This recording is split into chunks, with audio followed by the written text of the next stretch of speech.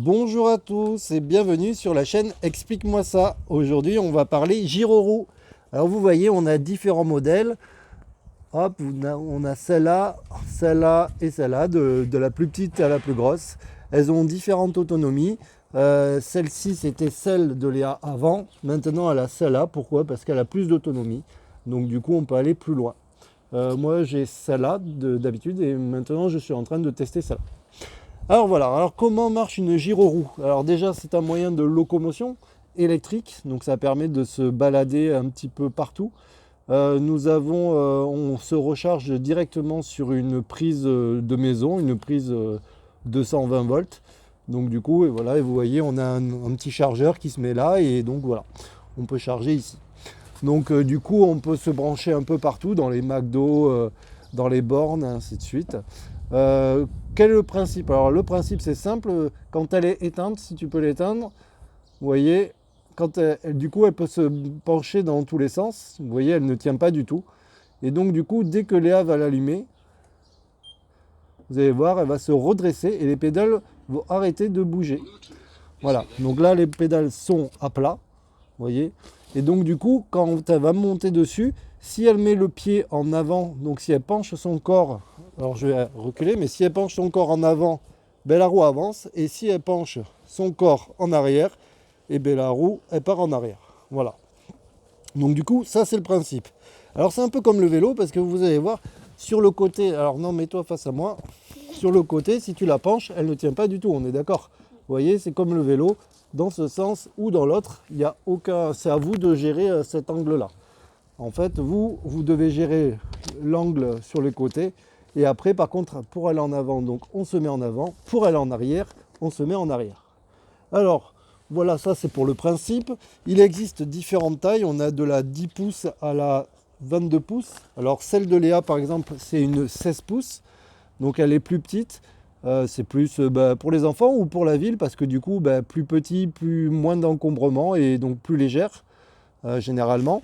Donc là, on a donc ça, c'est une 16S pour l'information. Ça, c'est une eMotion V8. Là, on a donc ça, c'est aussi une 16 pouces. Là, on a une KS, donc c'est Kingsong 18 XL, donc c'est du 18 pouces. Et celle-là, c'est une Gotway MSX 19 pouces. L'autonomie, ça va de 10 à 130 km, donc ça dépend un peu des modèles. Nous avons des prix allant on va dire, de 500 à 2500 euros en France, voire plus maintenant. Il y a des monsters avec beaucoup de batteries qui peuvent faire beaucoup de kilomètres et donc le prix est même plus cher. La vitesse, elles vont au maximum entre 15 km/h jusqu'à 60 suivant les roues. Alors bien sûr, il y a une nouvelle réglementation qui limite la vitesse en ville et en France. Après, sur les chemins privés, vous pouvez vous amuser à la débloquer et rouler plus vite. Les marques les plus connues et les plus sérieuses sont Kingsong.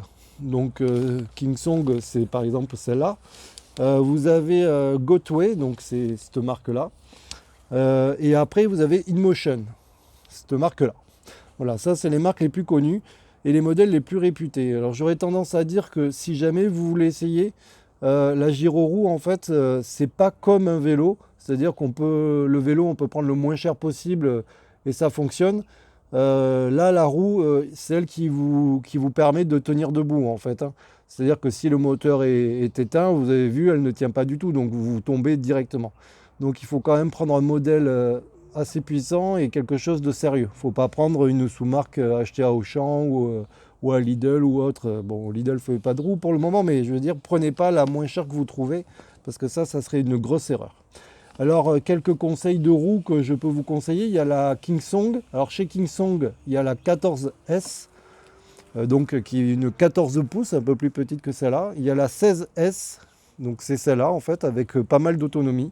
Il y a la 18, donc c'est celle que je vous disais, c'est celle-là, c'est la mienne. Donc il y a la 18 L et XL, ce sont des roues assez réputées, elles sont très fiables, on n'a pas de problème. Et il y a aussi la 16X qui est sortie il y a un petit moment, qui est plus une roue avec un gros pneu qui permet de s'amuser un petit peu. Chez Gotway, les plus connus pour ma part, ce sont la Tesla, la MSX. Alors la Tesla, c'est une 16 pouces. La MSX, ben, c'est celle-là. Vous voyez, ça commence à être un petit peu encombrant quand même. Par exemple, pour une femme, c'est peut-être un peu compliqué à mettre dans le coffre de la voiture. Après, ça dépend ce qu'on veut faire, effectivement. Et une Monster, eh ben, c'est encore plus gros. Donc, c'est fait pour faire vraiment des kilomètres. Mais c'est pas trop fait pour faire du slalom ou du freestyle. On a la Emotion qui sont réputées aussi. On a la V5F, alors c'est celle qui est plus petite que celle-là. On a la V8, donc ça c'est celle-là. Et on a la V10F. Voilà. Les règles.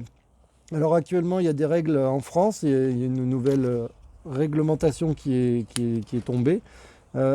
Donc on a le droit de rouler sur piste cyclable à maximum 25 km/h. On ne peut pas dépasser les 25 km/h. S'il n'y a pas de piste cyclable, on a le droit de rouler sur des routes. Si c'est des routes qui sont limitées au maximum à 50 km/h. Par contre, nous, on est toujours limité à 25 km/h sur ces routes. Les trottoirs sont interdits, sauf si le maire a accepté avec un arrêté. Et dans ce cas-là, ça sera 6 km/h maximum. Donc il faut faire attention. L'arrêté, c'est un peu compliqué. On n'a pas le droit de faire de hors agglomération. Je trouve ça dommage parce qu'en fait on s'est aperçu, nous qui roulons beaucoup, on s'aperçoit que par exemple sur certaines portions vous allez avoir une piste cyclable et puis d'un seul coup il n'y a plus de piste cyclable, vous devez faire 1 km pour retrouver une piste cyclable. Bref, c'est un petit peu problématique. Alors la loi vient juste d'arriver parce qu'il fallait encadrer quelque chose. On espère bien que ça va s'améliorer. Voilà, mes conseils, c'est être protégé. Donc là, Léa, vous voyez, elle a les... Donc ça, c'est quand même vraiment très important. Les protège-poignets, ça, je pense que c'est le plus important pour rouler. Il y a les protège-genoux, donc ça, c'est très important aussi parce qu'on a des amis qui sont tombés. Hein. Je ne citerai pas de nom. Et après, on a aussi les protections, les coudières. Les coudières et bien sûr le casque, pour nous c'est obligatoire, le casque par défaut on le prend toujours. Voilà. Donc ce que je disais c'est qu'il faut prendre une roue fiable, ça c'est très important aussi, donc ça je vous l'ai dit.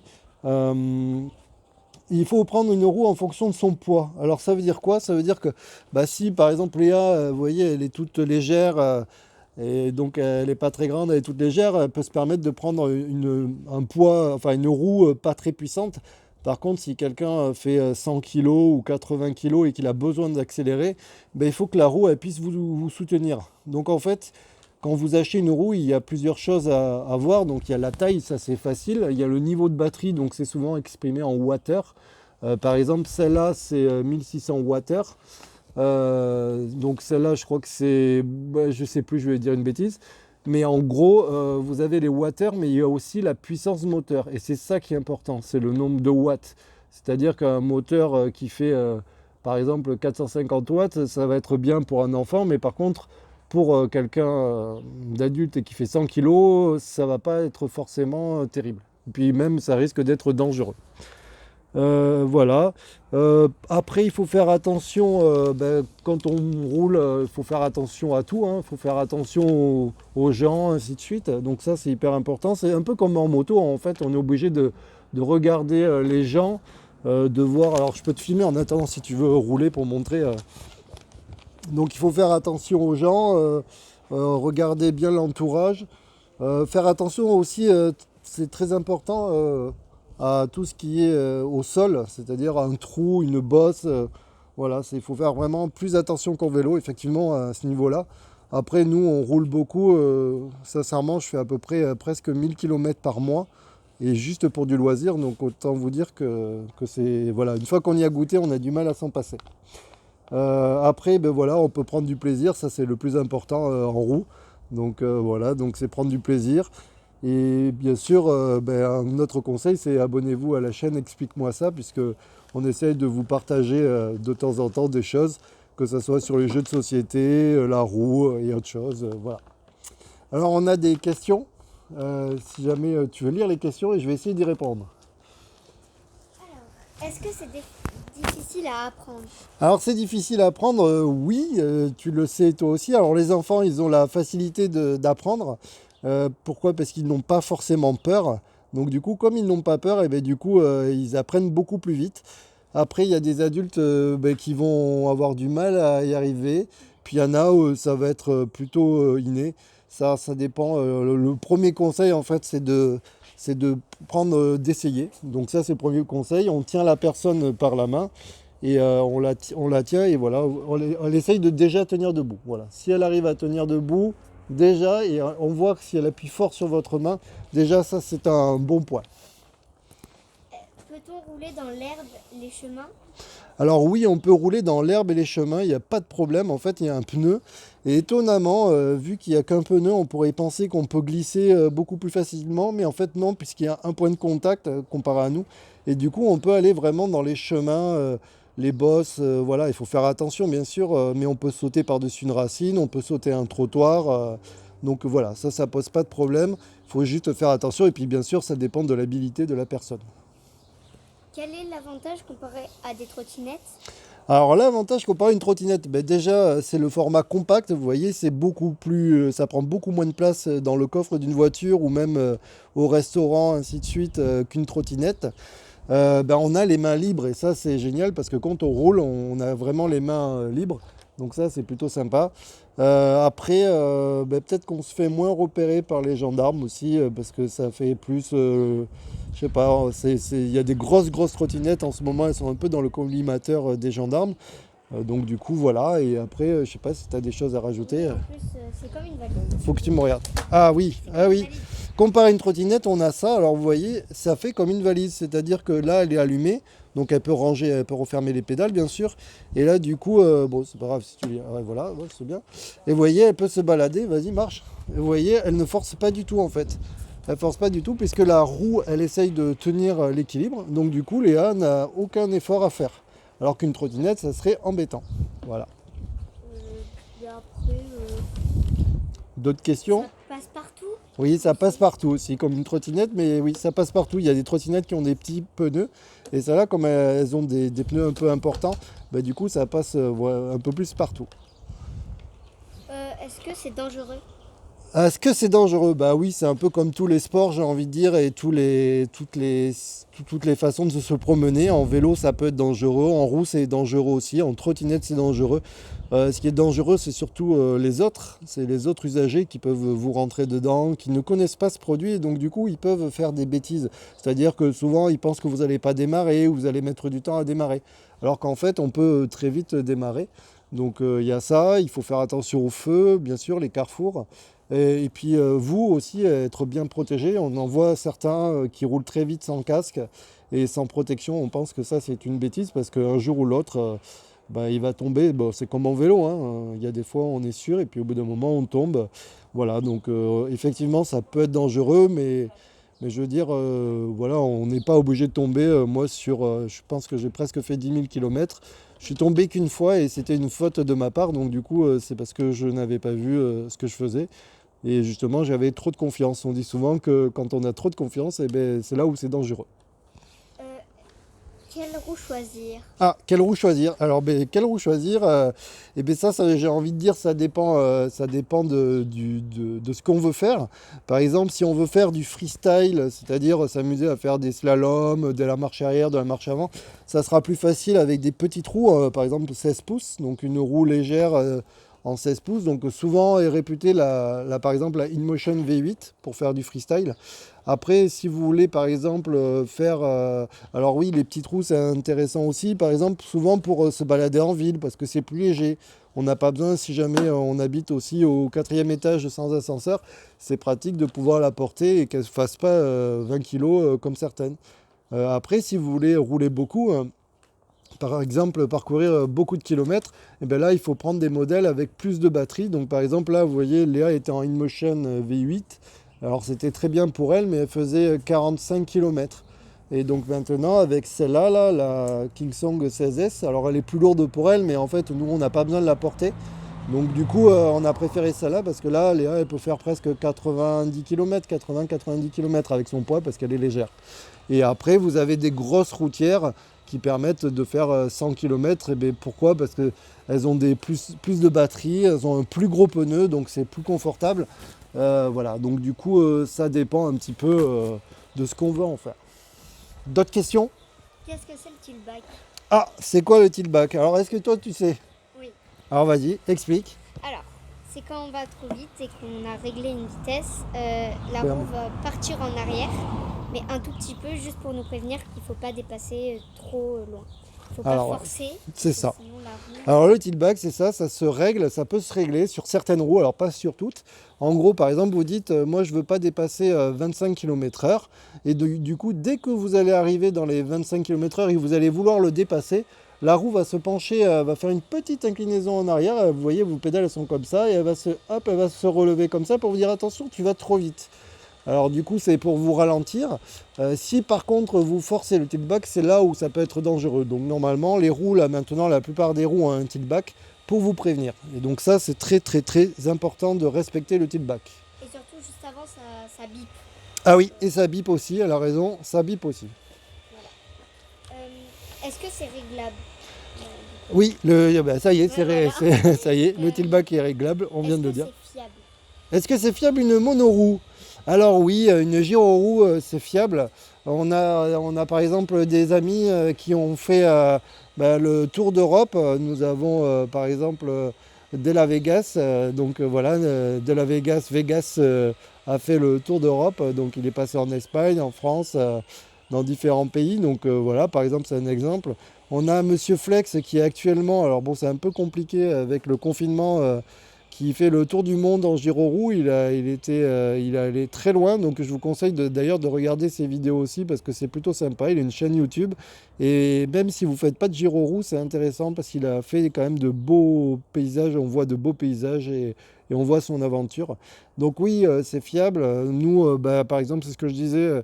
Vous voyez, quand j'ai commencé, je voyais des roues qui se vendaient sur le Bon Coin avec par exemple 500 km. Je me disais, mais les gars, 500 km, ils en ont fait, mais ils ont roulé, roulé, roulé. Au final, celle-là, elle a 5000 km. J'en ai celle de madame, parce que madame aussi, Stéphanie, fait de la roue, la sienne à 4500 km. Oui, on peut rouler, c'est fiable. Après, il faut l'entretenir, regarder que le pneu est bien gonflé. Mais il n'y a pas beaucoup de révision en fait. Il faut faire attention aux batteries. C'est l'organe le plus cher de la roue d'ailleurs. Donc c'est pas laisser les batteries en charge, pas les charger à fond si vous n'en servez pas. Et pas les laisser à vide si vous n'en servez pas non plus. Donc du coup, il faut les laisser à peu près à 80%. Voilà. D'autres questions? Non, je crois pas. Non, non. Voilà. Est-ce que tu veux refaire une démonstration? Oui. Par contre, Ah, j'ai la feuille. vas-y, je prends la feuille. Allez, vas-y. Voilà. Donc vous voyez, c'est facile. On peut faire tout, hein. Il y en a qui savent voilà, faire le un pied, la marche arrière. Alors nous, bien sûr, on débute, hein. Léa, ça fait moins d'un an qu'elle fait de la roue. Du coup, vous voyez, mais bon, et puis on a les mains libres, on peut faire ce qu'on veut, c'est génial. Il y a des applications qui permettent de voir les kilomètres parcourus, les distances. Voilà. Donc les roues sont solides aussi, hein. Vous pouvez les faire tomber. Alors bon, bien sûr, la peinture sera enlevée ou le plastique sera abîmé, mais c'est vraiment fiable, quoi. Voilà, c'est pas quelque chose de non fiable. Voilà, voilà. Ah, il y a le... Donc écoutez, je vous remercie tout le monde. N'hésitez pas à vous abonner à la chaîne Explique-moi ça. Alors, on fait pas beaucoup de vidéos, hein, on n'en fait pas souvent. Puisque bon du coup c'est du boulot. Mais là on voulait vous montrer la gyroroue et tu peux lever voilà, mettre comme ça, je vais vous les montrer, tourne, je vais vous les montrer le logo. Voilà, et nous on est à Bordeaux et on fait partie des Whalers de Gironde. Donc si jamais vous avez des questions, vous pouvez aller voir les Whalers de Gironde et voilà, on a un petit groupe sur Messenger, on discute, on fait des sorties tous les week-ends. Donc je vais faire un peu de pub pour nous puisque c'est vrai que on sort tout le temps. Vous voyez, il y a des skates aussi, il y a des one wheel. Ça c'est un one wheel, c'est un skate avec une roue. Voilà. Donc je vous remercie beaucoup et puis à très bientôt. À bientôt. Au revoir.